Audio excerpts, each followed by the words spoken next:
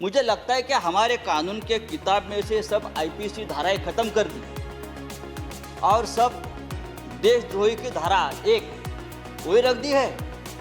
Domestic violence हो तो भी देशद्रोह का मुकदमा आप ठोक देंगे। ये पंजाब का किसान, हमारा सिख भाई, जब मुगलों से लड़ा तो हम उसे योद्धा कहते थे, जब अंग्रेजों से लड़ा तो हम उसे देशभक्त कहते थे।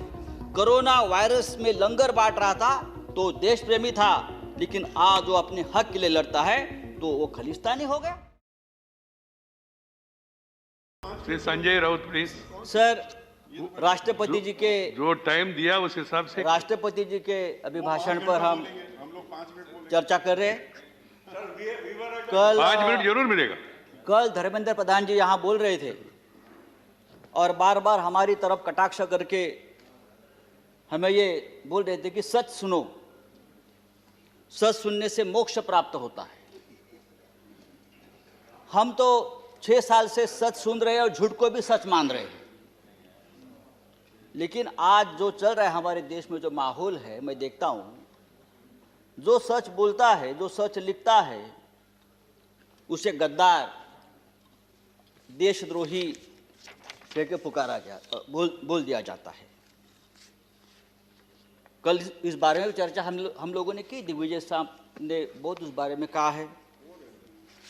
सर, जो सरकार से सवाल पूछेगा उस पर देशद्रोही का मुकदमा ठोक दिया जाता है। कितने नाम है आपको बता सकता हूं। हमारे सदन में संजय सिंह, जो हमारे सदस्य है संजय सिंह, उसके ऊपर देशद्रोह का मुकदमा है। राजदीप सरदेसाई, जाने माने पत्रकार, जिसको हमने सरकार ने पद्मश्री दिया है, पद्म पुरस्कार सम्मानित किया है, उसको हमने देशद्रोही बना दिया है। शशि थरूर, जो यूनाइटेड नेशन में हमारे देश के प्रतिनिधि थे, एमपी है, कैबिनेट में थे, उसको भी देशद्रोही का उसके ऊपर मुकदमा ठोक दिया है। जो सिंघू बॉर्डर पर रिपोर्टिंग करने वाले मंजीत सिंह, धर्मेंद्र सिंह और भी ऐसे बहुत से पत्रकार हैं या लेखक है, उसको हमने इस कानून के तहत, देशद्रोह के कानून के खिलाफ मुकदमा ठोक दिया है। मुझे लगता है कि हमारे कानून के किताब में से सब आईपीसी धाराएं खत्म कर दी और सब देशद्रोही की धारा एक वही रख दी है। डोमेस्टिक वायलेंस हो तो भी देशद्रोह का मुकदमा आप ठोक देंगे। पंतप्रधान मोदी हमारे लिए आदरणीय है। देश के प्रधानमंत्री जी का हम सम्मान करते करते रहेंगे।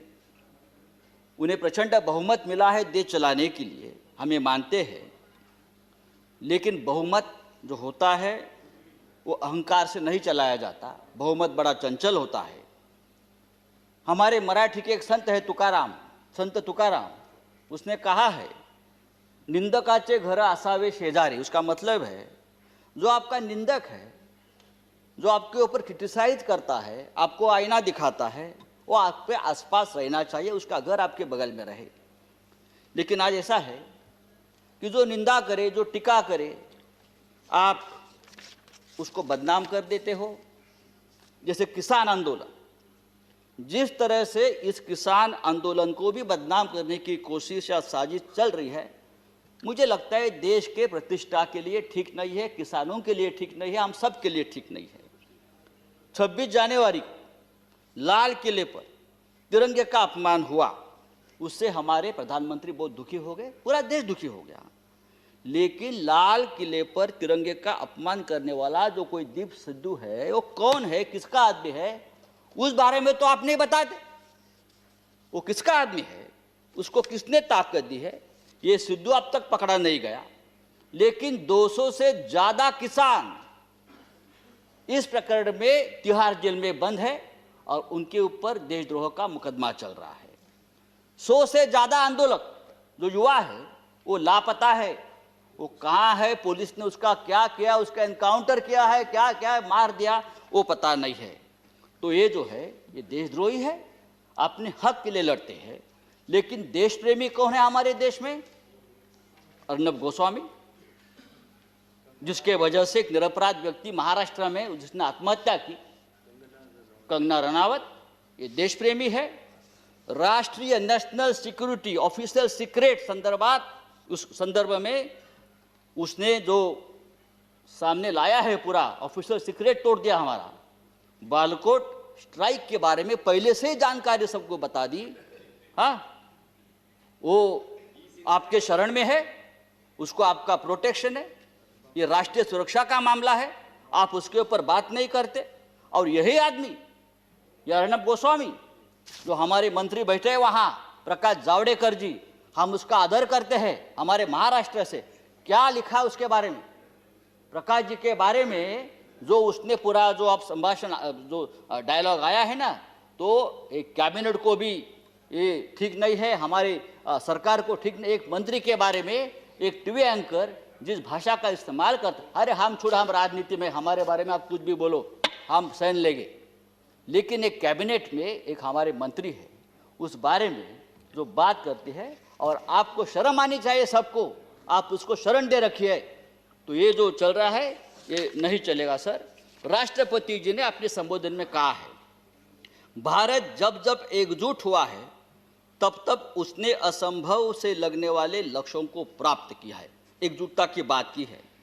अगर ये बात सच है तो गत 3 महीनों से दिल्ली के सीमा पर किसान आंदोलन की एकजुटता तोड़ने में सरकार क्यों लगी है? संजय जी, हजारों किसान आपका 6 मिनट समाप्त हो गाजीपुर गया। सिंगू बॉर्डर पर अपने हक के लिए लड़ रहे हैं, और आप इस एकजुटता में आपको देशद्रोह दिखता है। प्लीज। चेयरमैन सर, ये पंजाब, हरियाणा और पश्चिमी यूपी का किसान पूरे देश के किसानों की लड़ाई लड़ रहा है। वो सिर्फ 3 राज्यों की लड़ाई नहीं है, और पूरा देश उनके साथ है, तो उनको देशद्रोह कहना ठीक नहीं। ये पंजाब का किसान, हमारा सिख भाई, जब मुगलों से लड़ा तो हम उसे योद्धा कहते थे, जब अंग्रेजों से लड़ा तो हम उसे देशभक्त कहते थे। कोरोना वायरस में लंगर बांट रहा था तो देश प्रेमी था, लेकिन आज वो अपने हक के लिए लड़ता है तो वो खालिस्तानी हो गया, वो देशद्रोही हो गया। ये कौन सा अन्याय है? आप उसको रोकने के लिए बॉर्डर पर किले ठोकते हो, हाँ, वो बड़े बड़े बैरिकेड्स करते हो। ये बैरिकेड्स, ये किले का जाल अगर आप लड़ाक के बॉर्डर पर करते तो चीन की right Sanjay ji, please. Kilometre अंदर नहीं आती। मैं आपको बताना चाहता हूं सर, ये ठीक नहीं है। लेकिन ये आंदोलन जब तक जिंदा है तब तक हिंदुस्तान जिंदाबाद रहेगा। ये आंदोलन ही हमारी ताकत है, ये देश की ताकत है। Thank you.